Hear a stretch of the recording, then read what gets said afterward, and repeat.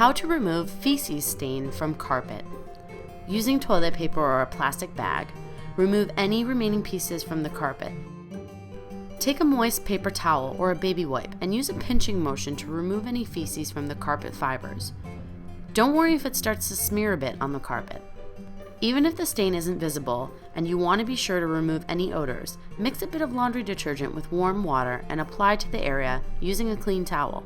Feel free to scrub the stain if there is remaining residue that needs to be removed.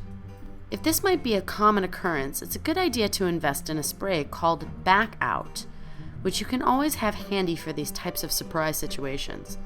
This product contains enzyme-producing cultures that get rid of bacteria that come from feces stains. Spray the affected area of the carpet until it's damp, then let sit for about 5 minutes. Blot dry the area or use a vacuum to remove any excess liquid. For more spot cleaning solutions, visit spotremoval.coit.com.